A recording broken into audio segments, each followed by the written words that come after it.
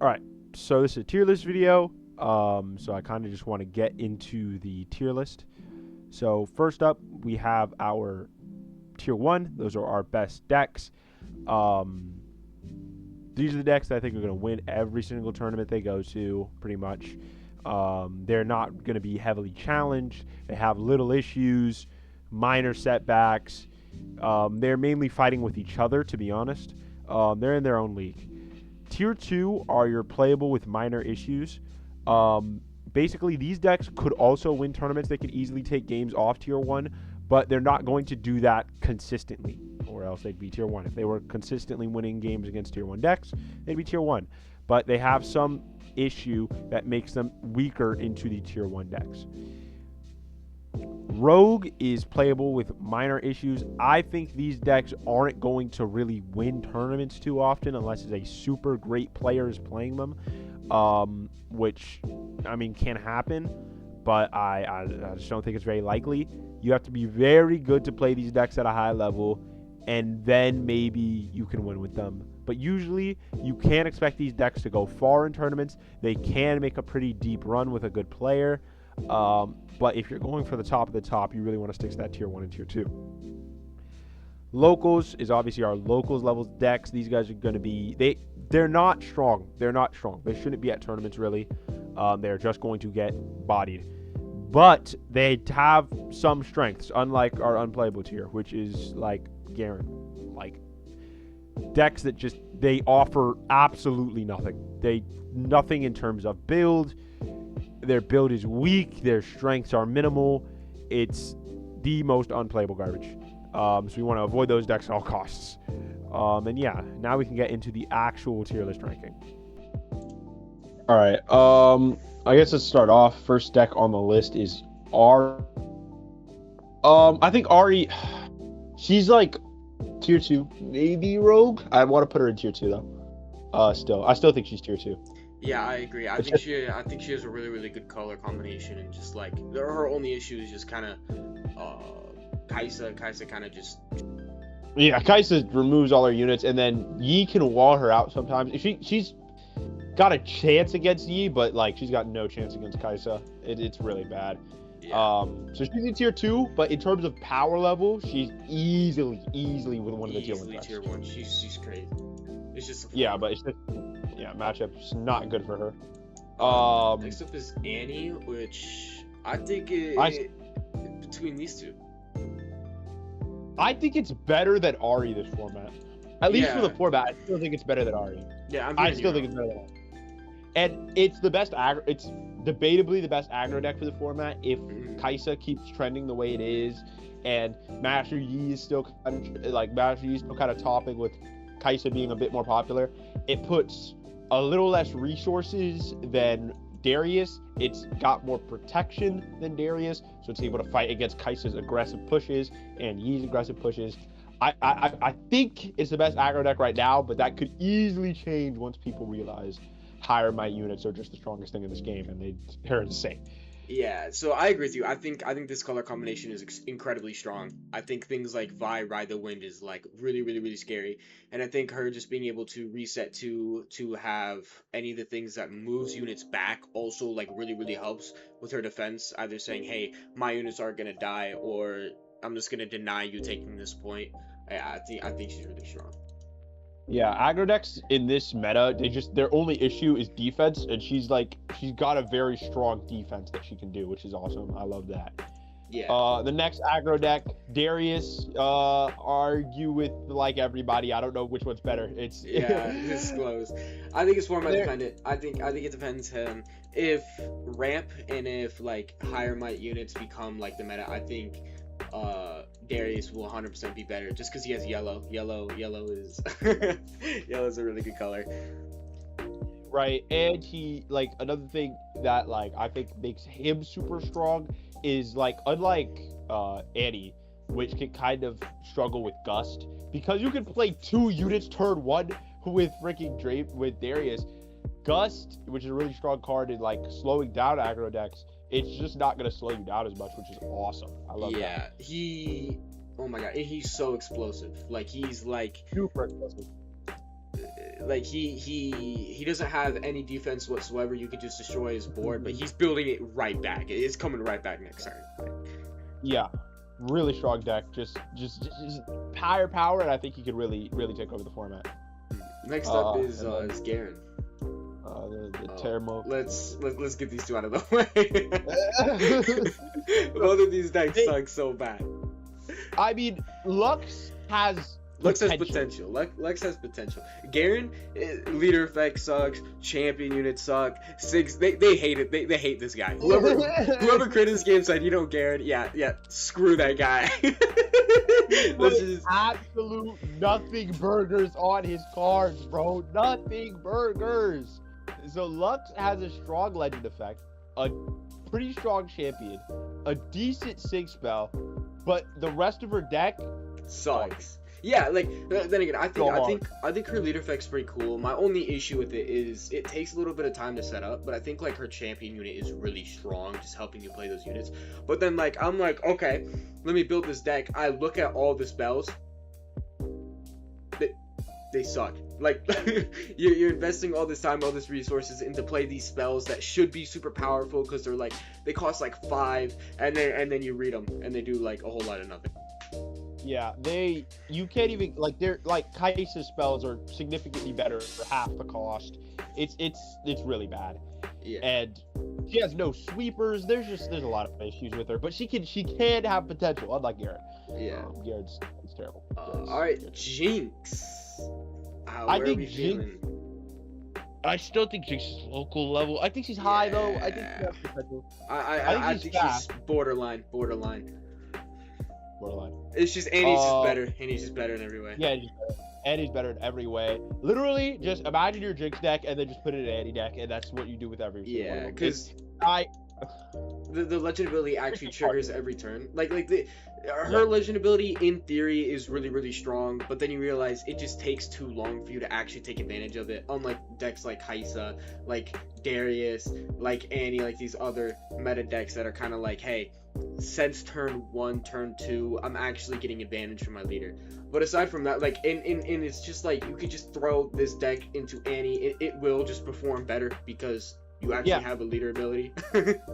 Yeah, like there's like you could have slow legend abilities, but you can't have slow legend abilities in a deck that does the same thing as a deck that just it doesn't even do anything different than Annie. It's just Annie. It's the worst legend ability. There is some really cool like discard stuff with her. I think she's a super cool deck. It's just unfortunately, just competitively, she's just not there. Yeah, she's not there. She honestly think she would be a lot stronger if Annie didn't exist, but Annie does. Yeah, I think like people consider her stronger, but it's just it's not working. All right, and then we go to Kai'Sa. Yeah, no debate. So, oh my God. So the thing with Kai'Sa is the biggest issue with Kai'Sa to have. It's not really an issue. It's just more like a game design thing where like the devs wanted to nerf certain spells, certain things by adding a power cost to them, and Kai'Sa just removes that. Like, just completely, like, for example, cards like Falling Star is so broken, but normally it's fine because it takes an entire turn of tempo in order for you to play it, to remove a unit. Kai'Sa says no. All your other spells that say, hey, pay, go back on runes, no. You're effectively just getting ahead on, you're effectively Volibear, but just better. Because you're just not losing runes for whatever you're playing. Yeah, I really think Kai'Sa's other and the main thing about her is she gets blue and red, which have they can be aggressive. Like red has this really good aggressive strategy that's backed up by blue and red having absolutely bonkers levels of removal, action, and reaction. Oh my God, yeah. Like it's like every time you try to go into a battlefield, you have to worry about how many runes you have up, what spells she can play. She can play all of them. She's not gonna go back on them, and she can remove like 10 might in a turn. It's really difficult to get through that. It's really difficult. Like it's just such a broken color combination, especially with her legend ability, and her champion is really good. She's super consistent. She plays like every draw card under the book, every draw battlefield under the book. Like, yeah, she's broken. Yeah, she's so good. She's so good. Lee Sin, how do we think? I still think he's locals. I honestly don't think he's better than Jinx, because like I said, Jinx is just Annie, but just it's a worse color combination. I mean, no, it's the same color combination. It's just the worst effect. I really wouldn't consider it that far back from Ahri. It's just that Ahri exists, so there's a whole gap between power level in there too. Yeah. Lee Sin actually has real issues. Like, Lee Sin has real prominent issues. I, like, tried to play a lot of, like, buff stuff in the beginning of the game because I thought buff was at least a kind of interesting mechanic and blah, blah, blah. In my testing of Lee Sin, I think the real issue with this card is he has to pay 1 for a buff, and that's not worth it in any way, shape, and form. Like, think of the cards that cost 1 power. I mean, 1 rune. 1 rune is such a it's a resource, and you're spending it for +1 power on a unit. Sure, that buff is permanent, but I still don't think it's only one. Really, it's like only one. Like you're just it's too much of an investment. It's too slow sometimes when there's other decks that just do it inherently just by playing the game and who get better benefits of having the buff on your unit. Yeah, also, and then they also printed Master Yi. Yeah, they also printed Master Yi in the same colors. Like, yeah. Just... I mean, like, if he had any chance of doing anything, it was because he could honestly effectively be like kind of like Master Yi. You could play this deck kind of like Master Yi, but Master Yi exists, so why do that? Yeah. Like, why? Next up is Teemo. I think he's rogue. Yeah, I agree on the rogue. I think he's like a low rogue. He's a good deck.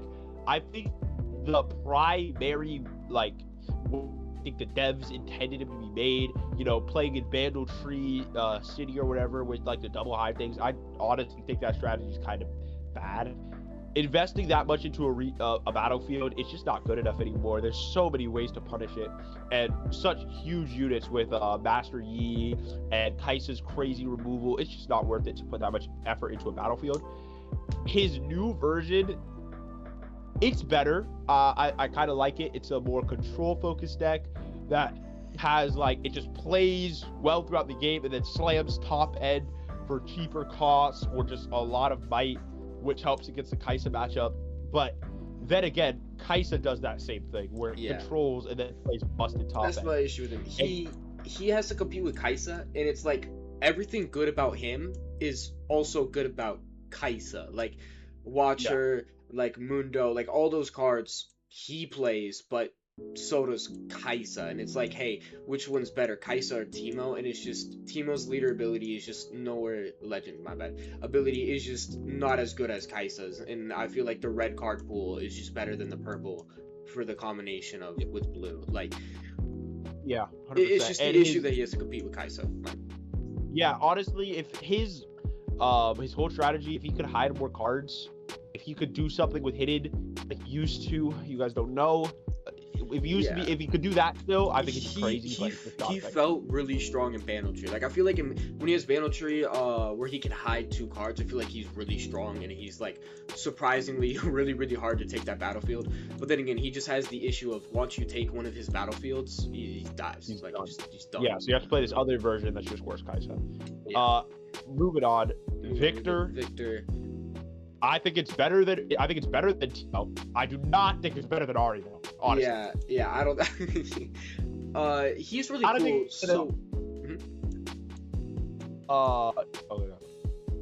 So I think he's really good. I think he's really cool.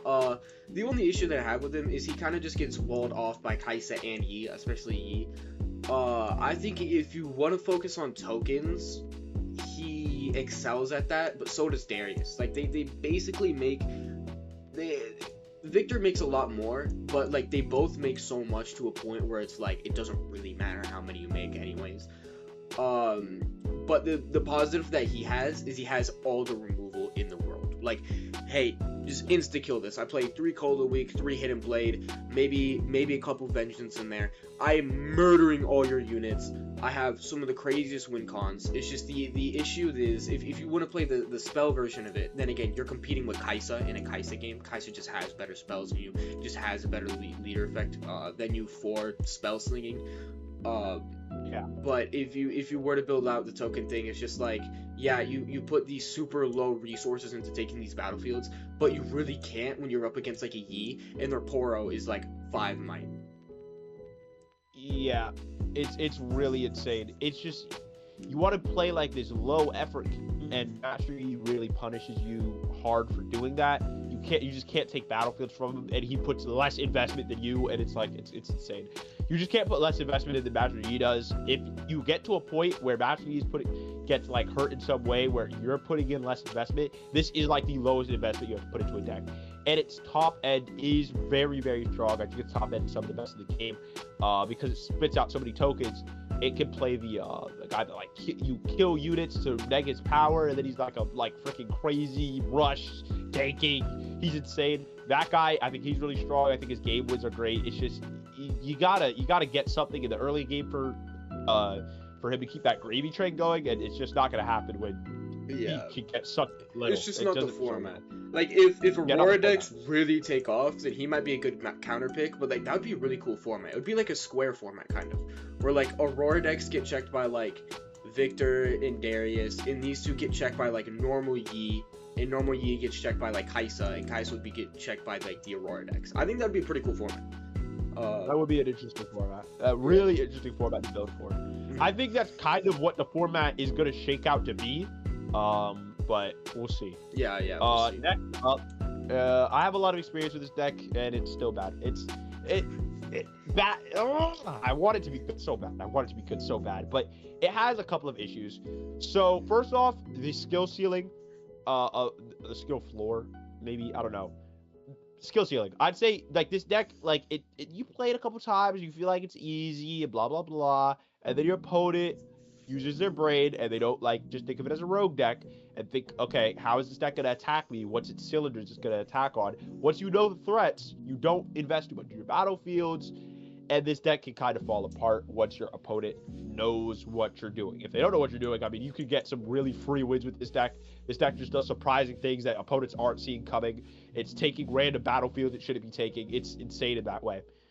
And the other thing, it just generates 0 power. I think the most important thing is generating power. The best decks generate power, and the second best decks negate power. Besides like Kai'Sa, but that's because of a bunch of other reasons.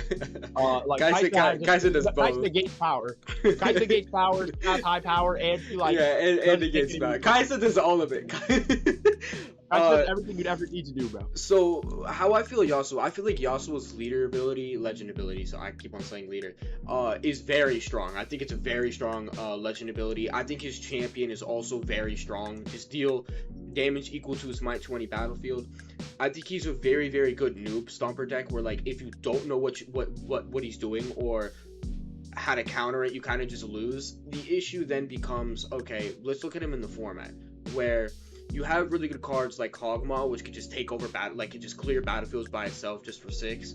But like I go and I play basically my only good offensive like capturing battlefields good unit, which is my champion. And let's just say I'm playing against any blue deck.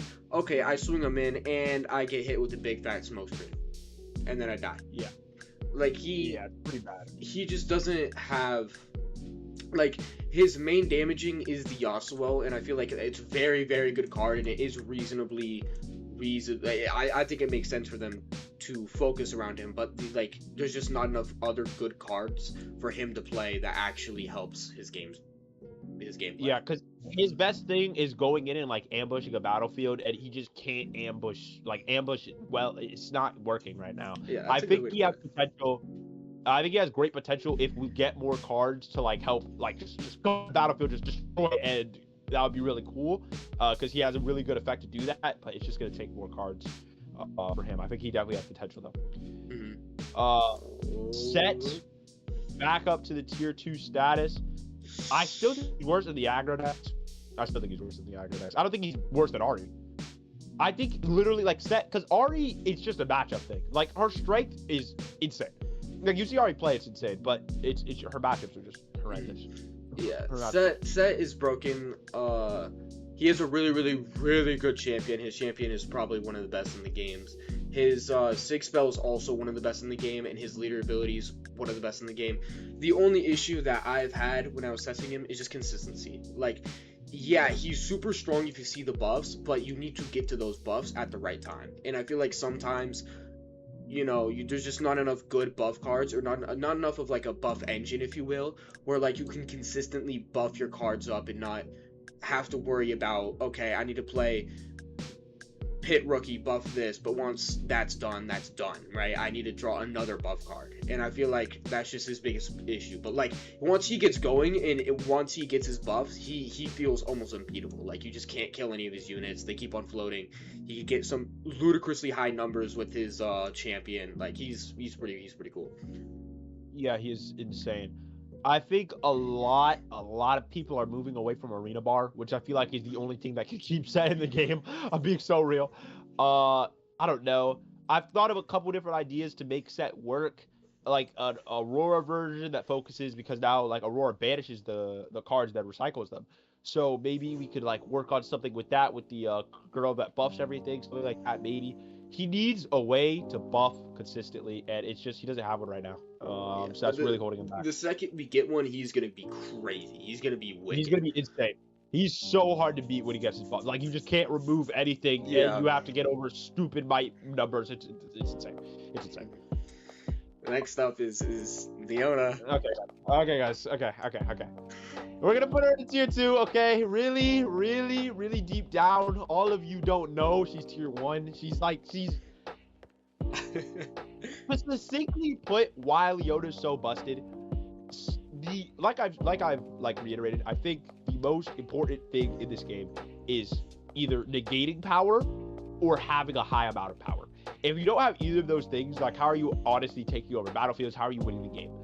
Leona has the strongest way to take over battlefields in terms of stun. Then her champion gives free stun every turn. Then her legend buffs for free every time you do the most broken thing, which is stunning. And it's further shown by the whole meta being, I'm gonna put one unit out of battlefield max, and then I'm gonna bring everything else back to base. Besides like Aurora decks, maybe those decks sometimes put a lot of units. When they're just putting one unit out of battlefield, like Master Yi, like Kai'Sa's trying to do, where it keeps like maybe one unit and pushes everything back and tries to be like defensive.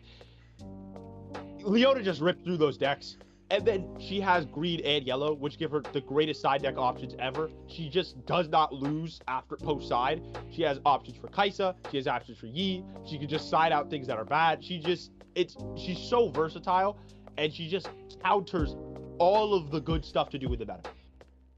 Yeah, so one thing about Leona, I've heard a lot of crazy things about Leona, and I think this comes just from people deck building her wrong. I think people are trying to focus a little too much on her trying to be like a hold deck. I feel like she should more focus on conquering and being more like mid-rangey. Her Sig spell is broken. Like people say, oh, it's too expensive. It's not. Like you Sig spell and you basically take any battlefield for free. Her champion, the yellow Leona, is one of the best yellow cards in the game. It's literally, stunning is just so broken. Like stunning, especially in a meta like with Master Yi and stuff, being able to say, hey, your unit's just not gonna do damage, and then basically getting Lee Sin's leader effect for free on top of that. It's like, yeah, I'm paying 4 might in a, I'm paying 4 runes in a power. I'm playing the 4-cost Leona. I'm stunning a unit. I'm buffing a unit. And I'm taking a battlefield. Like, all of that for 4 might in a power is just crazy. And then the 8-cost Leona just destroys any Gotal deck. You play any Gotal, no. And then, especially combined with her Sig spell, 4-cost Leona, Sig spell, takes basically any battlefield in the game. You just get to stun 2 units, you bring in your 8-cost, and those units get -8 power. Yeah, no. Wrap it up. Yeah, it's like Ahri, but Ahri's biggest issue is like its units get easily removed, which Leona's units have like a taller number, so they're harder to remove. And she can get walled off by Master Yi, but this deck puts their might to effectively 0, so it can't get walled off. It's so insane. It's so insane. And just the 2 colors, it's just so good for like counter meta, just building it to counter any meta. Like green and yellow both have incredible options for whatever's meta. Like it's just, she's just super underrated. Like everything about it, I just think people need to stop focusing on holding, because I think holding is just a really bad strat into like a Kai'Sa meta. Once people realize, wait a minute, conquering is just better, let's build Leona to just stun and conquer, I think Leona's really gonna shine. Yeah, really strong. So these are the Yeah, you got- Aurora decks. I separated them because they're kind of on a league of their own, except for Volibear. Volibear's rogue. He has the best units. He's just not consistent. And I think it's really unfortunate because like he plays the most amount of units. He ramps for these units. He doesn't really sees the downside. But like you play and I go, okay, turn 2, I'm slamming down a unit with 5 might, I'm ramping 1, and then it trades with the Yipor. Like I spent 2 turns to trade with the Yipor. Like it's just unfortunate. And like once you see Aurora, the best units. Like the tank cost Volibear is broken. K-Dread is broken, Magna Worm broken, all these cards are broken, like all the red high cost units are broken. It's just there's no consistency into it, and that's why I just think this is one of the worst. I think this is the worst Aurora deck, but this is the second worst, or third worst because Sett. Yeah, Sett still exists, and Sett can play Aurora too. I think it's a pretty good for me on Volibear, it's just a consistency game for me. Honestly, if he got to Aurora as much as like Master Yi, well, Master Yi doesn't really get to Aurora as quickly, or it does have more consistency than Volley, but it doesn't really need the Aurora as much because its leader effect is just busted. But Volley needs that Aurora to win. Honestly, I don't see a world where Volley's winning consistently without Aurora. Yeah, especially because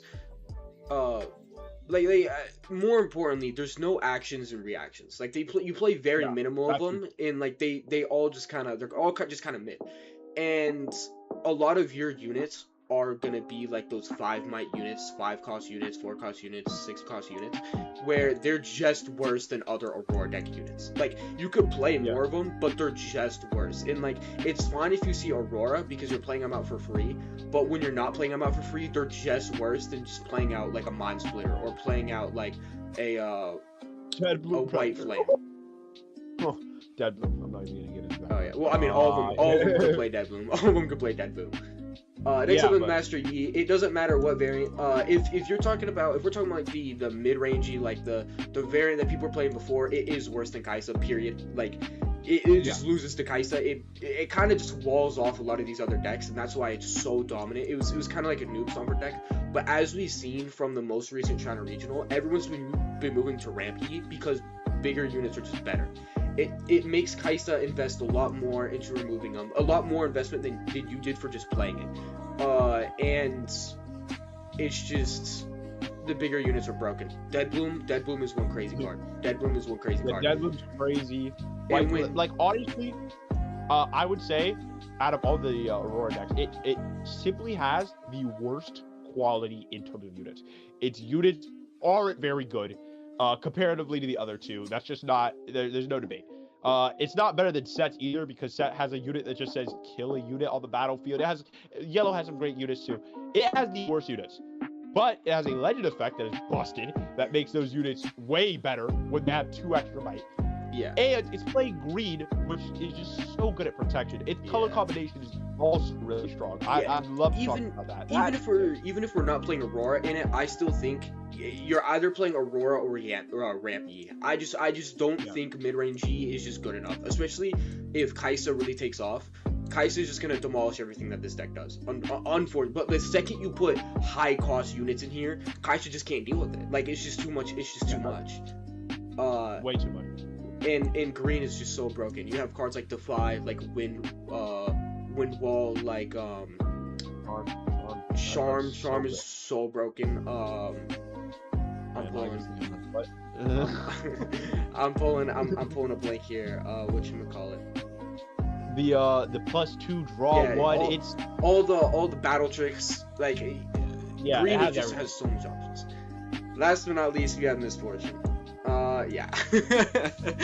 Misfortune is by far the best deck. So the big reason why I don't think people have realized this yet is because they're just too focused on points. I think people are like, hey, we have to play these fast decks. These fast decks must be played because they're going to be at 5 points when I start playing the game.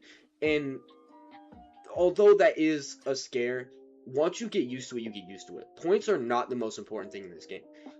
Points are not the only tempo plays in this game.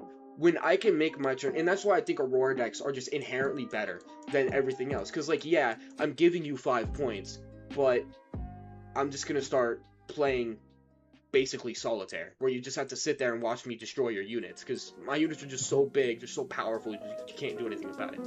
And like, this shows by like the biggest misconception that I've had, and that I've seen people talk about, is like aggro beats Aurora decks. You're just wrong. Like, that's actually just wrong. It doesn't matter. You could be playing a deck that plays 2 Poros, and you're still getting the 5 points. Period. End of conversation. If you have a turn 1 and a turn 2 play, you're getting the 5 points against Aurora decks. The decks that have good matchups are decks that can respond to it. For example, Viktor, that can literally just kill a unit. Leona, that can just stun the unit and kill it. Darius, that can just kill, mainly yellow. Mainly these yellow colors that just play cards that say, kill the unit. The reason why I think Misfortune is this high above is, first of all, it has every single consistency card that you need. Purple just gives it every single thing. It gives you Gust to stop early points. It gives you stack deck. It gives you the gears that let you draw 1 and ramp 1 every turn. It gives you Timeline Inverted, I think it's called. Like the 3 cost that says, hey, discard your whole hand, draw 4 more cards. Like, all these cards that just say, hey, dig through your deck until you find the Aurora or the ramp pieces for Aurora.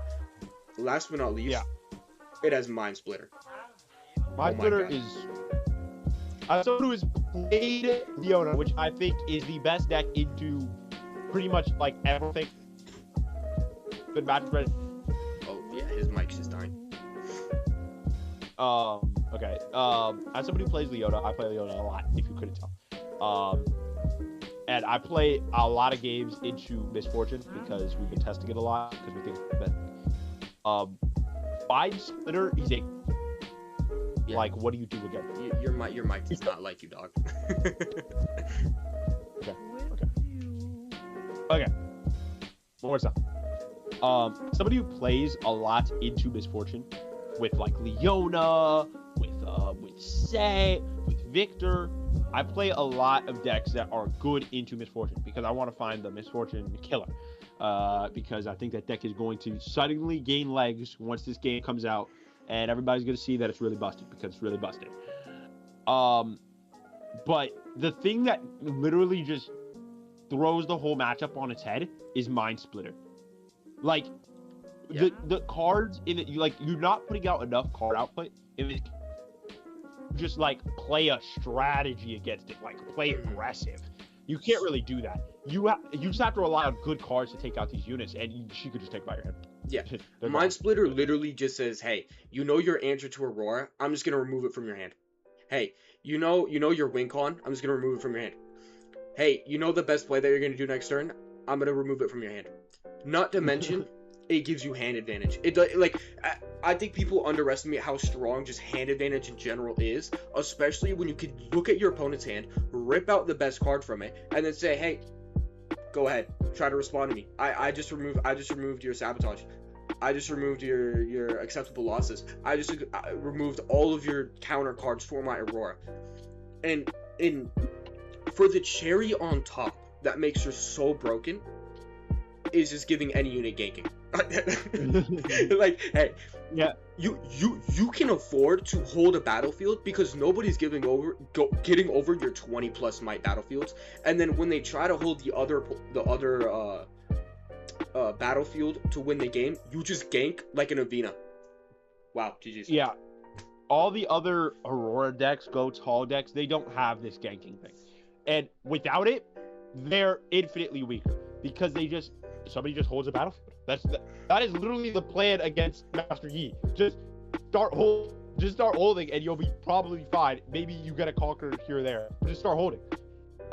With Misfortune, you just don't have that option. Your options against Misfortune are purely to run into gigantic units you can't get over, and then she can rip the card out that lets you do it. And then if you're not running into them, she's running them into you. It's wild. And not to mention. Orange has such good side cards against everything. Orange, and her 2 colors, orange and purple, have such good side options into the rest of the meta. Like, any ramp deck, you have acceptable losses, you have whatever the card is that gives any gear temporary. Against Kaisa, you have what's it called? the one cost card that says, hey, your units just can't take damage this turn. Like you just have so many options, and it's just too consistent of an Aurora deck to have all of these options that she has. Yeah, I think she's completely not responsive. People are gonna figure it out slowly but surely, and it's gonna be amazing when I have to play 45 straight matches of Misfortune. Yes. Yeah. Unfortunately, the card pool just isn't big enough for like the other decks that aren't specifically Yellow or Kai'Sa to deal with it. Maybe Ahri. Yeah. Maybe Ahri. But like Annie, not really. Annie can try. Annie, not really. Teemo, definitely not. No. This could try. No. Volibear actually could, but it's the card pool is just not big enough yet. Like card pool is not big enough at all. Once it becomes big enough, it's and even then, like a lot of people are like aggro beats going tall. And that usually does work in like most card games, but you just don't output enough cards. Like the card quality has to be really high to beat these high might units, so it's really difficult. And normally, then again, that would be true if Mind Splitter wasn't a card. Because like, let's just say you're playing against Kai'Sa or any blue deck. Yeah, you could build this whole battlefield where your opponent can retreat all their units, then they could slam down a Watcher, and then they can actually take your battlefield. Not against Mind Splitter. Hey. Let me that Watcher, no. Yeah. It forces your opponent to high roll you. Like, it literally forces your opponent to just say, hey, I just draw better than you. Yeah, or you have to have such a insane amount of like your just whole deck has to be prepared to just like take over like high might units, which I think yellow decks can do, but they're the only ones. Yeah. It's crazy. I think in the future we could do deck lists for a couple of our like hotter takes, I guess, depending on like what you guys think. Yeah, like I know Misfortune's gonna be hot take. I know Leona's gonna be hot take, but we're gonna do VOD reviews. We're gonna do deck text to explain why we put these so high in our thought process behind deck building these. Yeah, because they're so strong, super strong. I think that's my list. Mm-hmm. And I agree. How you guys? Let us know what you guys think in the comments, and have a great day.